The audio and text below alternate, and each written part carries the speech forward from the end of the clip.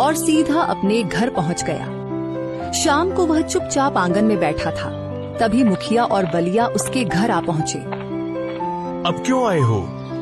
तुम दोनों ने तो मेरे खिलाफ महाराज के सामने झूठी गवाही दे दी। अब क्या चाहिए? मुझे क्षमा कर दो मोहनलाल, जमींदार ने हमें डरा धमका दिया था, हम मजबूर थे। मुझे भी माफ कर दो मोहनलाल, मेरी बेटी का विवाह कुछ ही दिनों में है। जमींदार ने धमकी दी थी कि अगर मैंने उसके पक्ष में गवाही नहीं दी तो वह विवाह रुकवा देगा। मैं मजबूर था। हाँ, यही तो है, ताकतवर की दबंगई और गरीब की लाचारी। मुझे तुम दोनों से कोई शिकायत नहीं है। दोष न मेरा है न तुम्हारा। दोष तो उस समाज का है जहाँ गरीब की कोई सुनवाई ही नहीं होती। मुखिया और बलिया शर्मिंदा होकर चुपचाप वहाँ से चले गए। समय ऐसे ही गुजरता चला गया और मोहनलाल की स्थिति और भी खराब होती चली गई।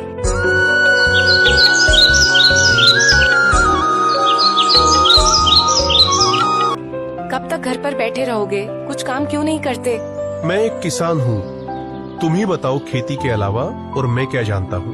खेती की बात कर रहे हो? खेती अब बची ही कहाँ है। जाओ कोई और काम ढूंढो, वरना हमारी हालत और भी बिगड़ जाएगी। इस छोटे से गांव में मुझे कौन काम देगा राधा? क्या बात करती हो? अगर यहाँ नहीं मिलेगा तो दूसरे गांव या राज्य में जाओ, कहीं न कहीं रोजी रोटी तो मिलेगी। मोहनलाल कुछ देर सोच में डूब गया और फिर बोला, हाँ ठीक है, मैं वजनगर राज जाऊंगा, वहाँ मजदूरी ठीक मिलती है। तुम मेरे लिए कुछ रोटियां बना दो। घर में बस थोड़ा सा ही आटा बचा है, इससे सिर्फ एक ही रोटी बन सकती है और सब्जी के नाम पर कुछ भी नहीं है। मोहनलाल बहुत उदास लहजे में बोला, अगर वो भी मैं ले जाऊंगा तो तुम क्या खाओगे? मेरी चिंता मत करो, मैं पेड़ के पत्तों से किसी तरह गुजारा कर लूंगी। राधा ने एक रोटी बनाकर मोहनलाल को दी।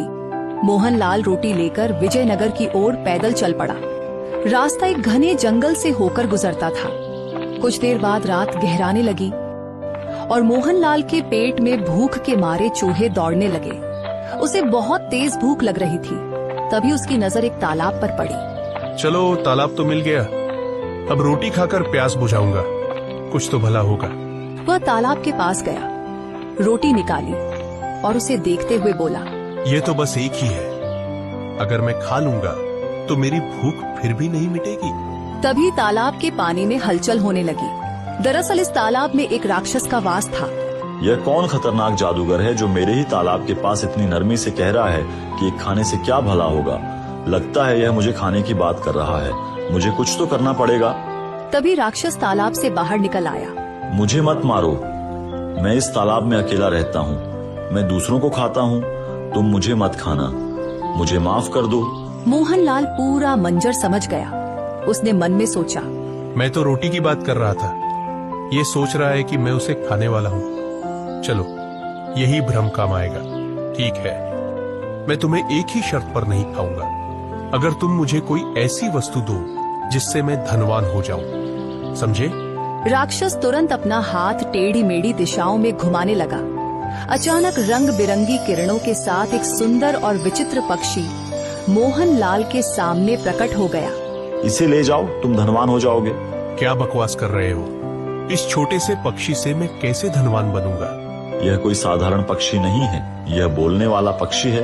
यह भविष्य की बातें भी बताता है और जब तुम इससे धन की इच्छा व्यक्त करोगे तो इसकी आंखों से किरणें निकलेंगी और सोने चांदी के खजाने प्रकट होंगे, समझे?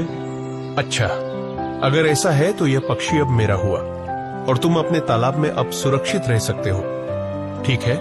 मोहनलाल खुशी खुशी वहाँ से अपने गांव की ओर चल पड़ा। वह रास्ते भर मन ही मन सोचता रहा।